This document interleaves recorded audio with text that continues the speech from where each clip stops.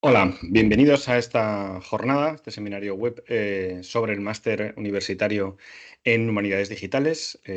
Hoy vamos a intentar descubriros unas cuantas cosas sobre el máster para que entendáis cómo es, para quién está pensado, qué podéis obtener de él y algunos detalles que os pueden interesar también de índole práctica. Vale, ¿cómo es el máster? El máster universitario quiere decir que es oficial, por tanto, también es baremable para las oposiciones, si es que estáis pensando en utilizarlas, por ejemplo, para oposiciones en el ámbito de docencia, os puede servir para innovación educativa. Tiene 60 créditos, es por tanto un año. Sí que es cierto que tienen las asignaturas de septiembre a junio aproximadamente, y después sería la presentación de lo que es el TFM, un trabajo de final de máster, en el que algunos de los alumnos lo que deciden es hacerlo más tarde, hacerlo al año siguiente, porque se lo quieren preparar más directamente, quizás estén trabajando a la vez y no tengan tanto tiempo. Hay todo tipo de posibilidades, pero se puede hacer en el mismo año, a partir de julio, ya se puede presentar. Tiene 25 plazas, se imparte en castellano y es híbrido. Eso quiere decir que cada semana tiene una parte presencial y una parte online. Y unos días, luego lo veremos, que son presenciales en el campus de Valencia, y días que son online, lo que está pensado, digamos, para ayudaros a compaginar trabajo, otras actividades, conciliar con la casa, etcétera. Vale. Si alguien necesita hacerlo online completamente, hay ciertas eximentes, ciertas posibilidades que os permiten pedir lo que se llama dispensa. Hay un proceso administrativo para poder pedir la dispensa, siempre que esté motivada, trabajo, familia, etcétera. Y de esa forma se puede hacer realmente completamente online, digámoslo así. Muy bien. El perfil de admisión es de humanidades y ciencias sociales, por tanto, no hace falta que sepáis de tecnología, ya se supone que no sabéis, y precisamente es de las cosas que vamos a tratar. Y además del trabajo final de máster, se trabaja un proyecto transversal a lo largo de todo del curso, que se realiza en grupo, salvo aquellos que tengáis dispensa o casos especiales, en el que os pongo aquí un ejemplo de caso. Lo que se hace es intentar ver cómo podéis aprovechar las diferentes técnicas, estrategias, teorías, o herramientas que se ven en cada una de las asignaturas aplicadas a un caso. Por ejemplo, imaginad que sois parte de un equipo que está diseñando, está repensando la transformación digital de un museo. ¿Qué crees que podría aportar a esa transformación lo que vas aprendiendo en cada asignatura? ¿Cómo montarías con todo eso un proyecto de transformación digital para ayudarle a un museo a utilizar las nuevas tecnologías para mejorar diferentes aspectos, bien sea de investigación, de gestión, de difusión, de comunicación, etcétera? ¿Vale? Em, los alumnos hoy día son variados, vienen de diferentes carreras. Tenemos de psicología, de sociología, de biblioteconomía y documentación, de lingüística, de periodismo, etcétera. Con lo cual, como veis, los perfiles son variados, ¿vale? Y la verdad es que este año ha sido el primer año que estamos todavía inmersos en él. Todavía no tenemos TFMs como tales, están terminando de prepararlos los primeros alumnos que los van a presentar en julio. Por tanto, como veis, es un máster joven. En general, los alumnos, que yo sepa, están contentos. Las valoraciones que hemos obtenido hasta ahora son positivas. Y, por supuesto, hay cosas que mejorar, que afortunadamente los propios alumnos nos ayudan en ese trabajo. Así que en ese sentido, todo el mundo está aportando mucho, y estamos mejorando el máster. Para lo que os decía, aquellos que necesitéis la dispensa o que tengáis que hacerlo completamente online, se graban las clases presenciales, pero es verdad que es mucho más divertido hacerlo de forma presencial. Aquí tenéis un ejemplo de uno de los compañeros que está trabajando en la parte de 3D y está realizando simulaciones con realidad aumentada. Os dejo ahí un enlace hacia nuestro Instagram, aunque lo podéis buscar en Instagram del máster, y ahí podréis ver algún vídeo. No lo pongo porque por alguna cuestión técnica justo mi ordenador tiene problemas con el vídeo y se interrumpe la conexión brevemente, así que os lo dejo ahí sin más, ¿vale? Entonces, es cierto que si podéis hacerlo, es mucho más interesante la presencia en clase, la interacción con el profesorado, etcétera, es muchísimo más activa, pero, como digo, tenemos esa posibilidad. Muy bien. ¿De qué va esto del máster? ¿De qué van las humanidades digitales en este sentido? ¿No? ¿Cuál es la doble perspectiva que estamos intentando trabajar? Queremos mezclar el saber hacer en esas destrezas tecnológicas que vamos a comprender con el saber pensar. Y eso muchos lo traéis ya desde vuestro perfil. Pasa que no lo habéis aplicado en este caso a la tecnología o con la tecnología, ¿no? Entonces vamos a pensar para qué, por qué usar la tecnología, qué posibilidades tenemos para hacer mejoras en distintas instituciones, empresas, etcétera, ¿no? Con lo cual mezclamos ese know-how, cómo hacer las cosas, y el know-why, el por qué, el para qué hacer las cosas, que es lo que nos va a dar ese punto de diferenciación en el mercado laboral y nos va a ayudar precisamente a ser más competitivos, digámoslo así, y destacarnos por encima de otros profesionales que quizá solo están especializados en el know-how o solo están especializados en el know-way, ¿vale? En ese sentido, aquí podemos ver las asignaturas del máster. Os hago un breve repaso. Está dividido en tres grandes bloques o materias. En la materia de Humanidades e Innovación, que se trabaja fundamentalmente en el primer semestre, tenemos Ética y Ciudadanía Digital.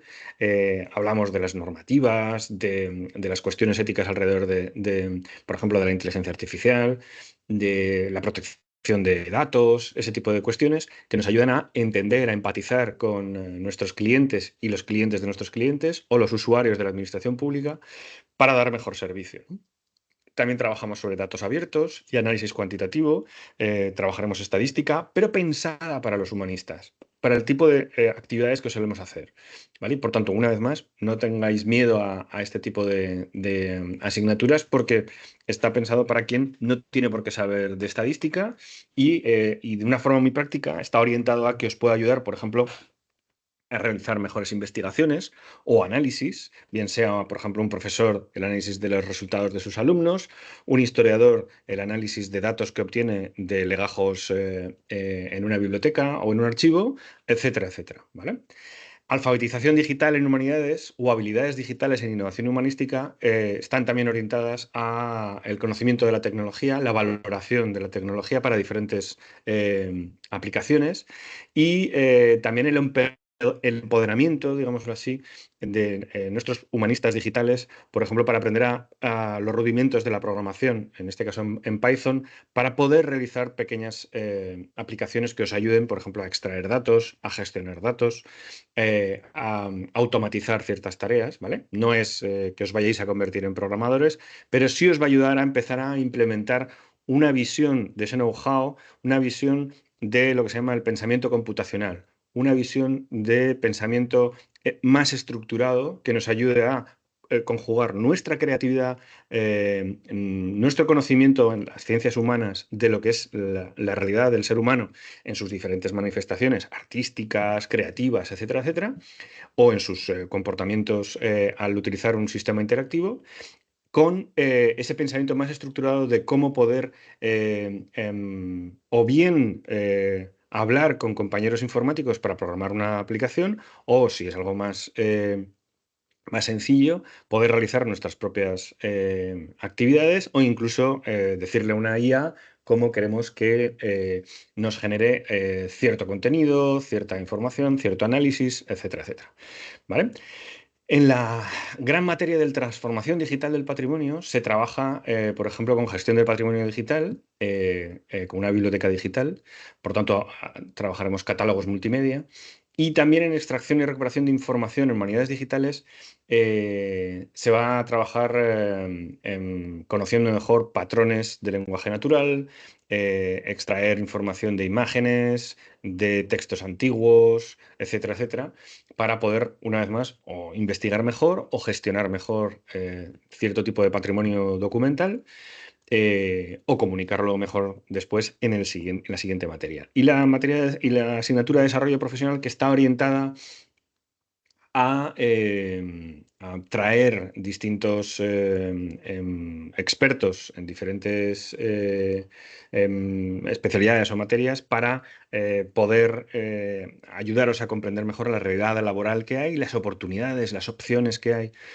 más allá del máster, bien sean de investigación, de trabajo en el sector cultural, en las industrias culturales, diferentes perfiles de humanistas que han trabajado en tecnología y cómo lo abordan e incluso jefes de proyecto o analistas que están trabajando con empresas de desarrollo de tecnología, ¿vale?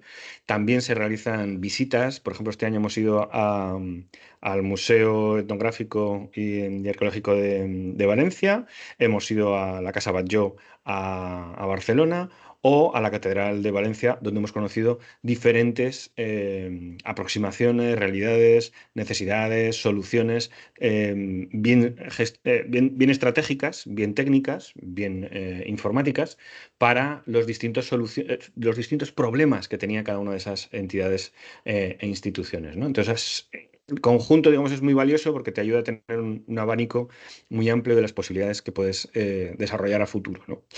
Y como decíamos, primero hemos trabajado más sobre la investigación y la gestión, digámoslo así, y después trabajamos más con la parte de creación y comunicación digital, ¿no? Y ahí tenemos asignaturas en las que trabajamos diseño y gestión de contenidos digitales, vamos a crear un sitio web propio, con lo cual vais a ser capaces de diseñar y de crear vuestro propio sitio web dentro de unos ciertos márgenes y una vez más allá de eso vais a entender cómo em, pedir mejor a vuestros compañeros, si es que trabajáis, por ejemplo, en empresas de desarrollo informático o a esa empresa, cómo pedir mejor qué tipo de funcionalidades necesitáis, qué tipo de diseño de interacción, etcétera, etcétera, para que el sitio web esté en consonancia con vuestros objetivos empresariales si trabajáis para una empresa o institucionales si trabajáis para una entidad, una fundación, un museo, una biblioteca, etcétera, ¿vale?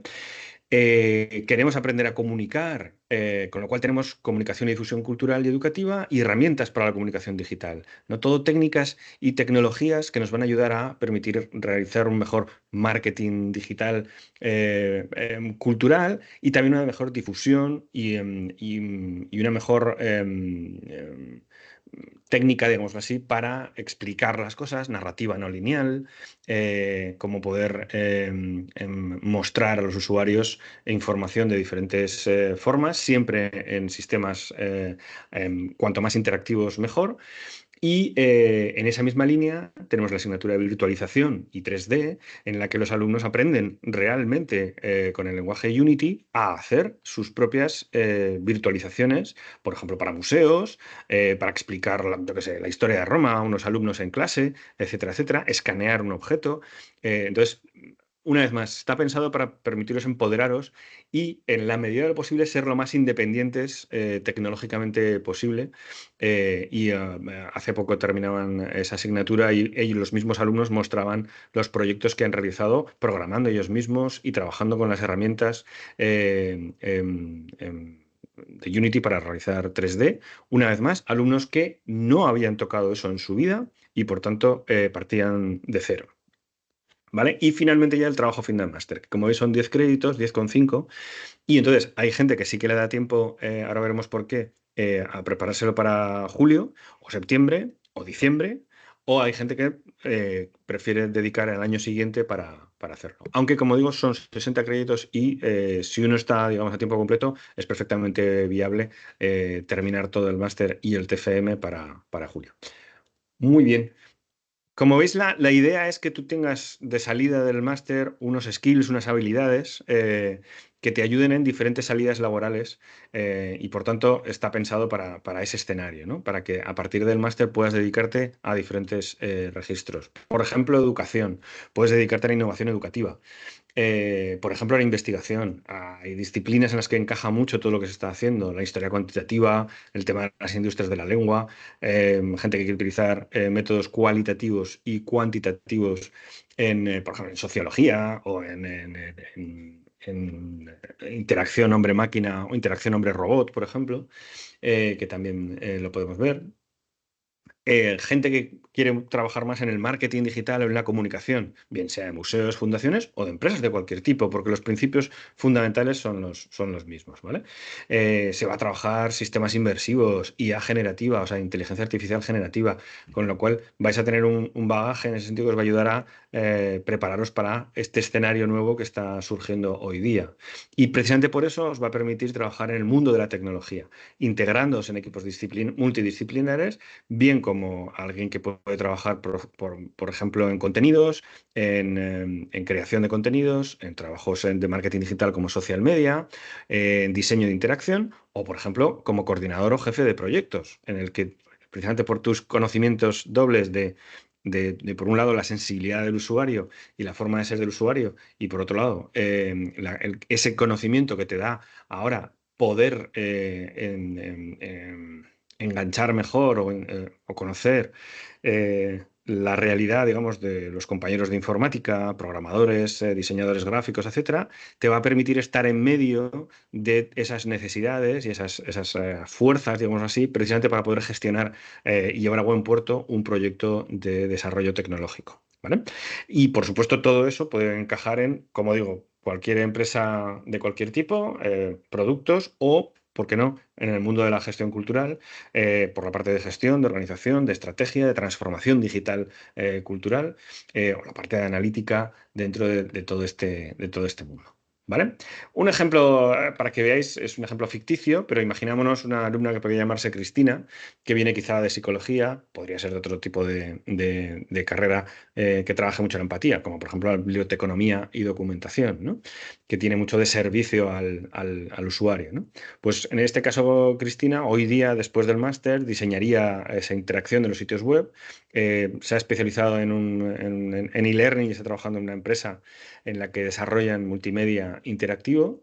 Investiga a los usuarios, analiza las interacciones, participa en la ideación de funcionalidades porque entiende mejor las capacidades, las necesidades de los usuarios, pero también entiende las limitaciones, las problemáticas de la tecnología y que puede pedir, dependiendo del presupuesto, a sus compañeros e incluso acompañar al comercial de la empresa porque, como digo, se entiende muy bien con los clientes y tiene una buena forma de gestionar, digámoslo así, esa teoría de juegos de conseguir que todos remen en la misma dirección, que también todos seamos capaces de renunciar a algo para un bien mayor, etcétera, etcétera, ¿no? Y es posible que le hayan ofrecido la jefatura de proyectos por su capacidad organizativa, pero quizá se quiera quedar más en la parte de análisis o quizá realmente quiera tomar ese rol y ser jefa de proyectos. ¿Veis? Posibilidades como otras que hay, habrá perfiles más dedicados a ser profesor, perfiles más dedicados a gestionar o trabajar dentro de un museo en esa transformación digital. Muy diferentes opciones, ¿vale? ¿Cómo es el máster en ese sentido? Por la parte del calendario os enseño. Aquí tenemos, como veis, dos semestres. El primer semestre, el semestre que se llama A, va de septiembre a enero. Digámoslo así, que en sí las clases irían de septiembre más bien a noviembre y, como veis, un poquito de diciembre, lo que está en verde, porque ya en Navidades sería fiesta y el mes de enero, que lo veis en morado, es un mes dedicado más a los exámenes que falten, entrega de proyectos, de trabajos, etcétera, etcétera, ¿vale? Entonces, como veis, tenéis las clases de lunes a viernes y, y, como digo, los exámenes y trabajos al final ya en lo que es enero. Por lo tanto, tenéis prácticamente 2 meses, diciembre, como veis, muchas vacaciones, y ya es enero para hacer los trabajos que se encarguen. Muy bien.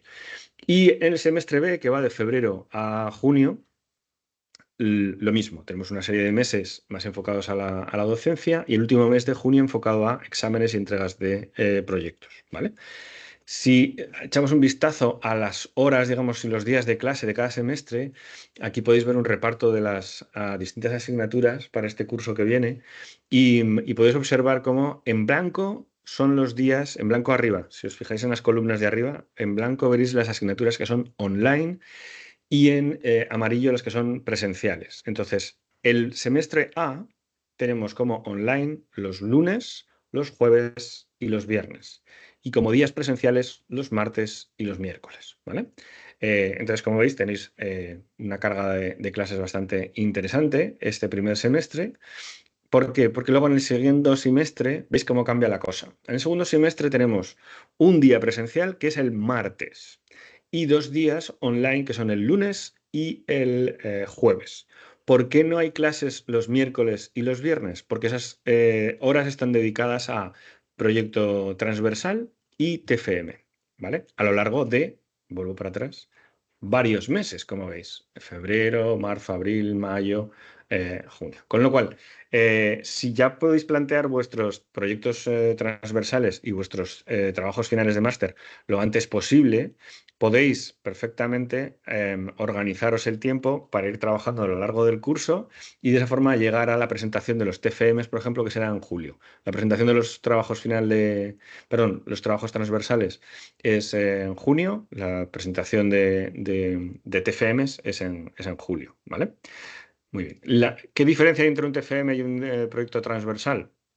El proyecto transversal básicamente tocas un poquito de todo lo que has visto en el año aplicado a ese caso concreto que estamos trabajando.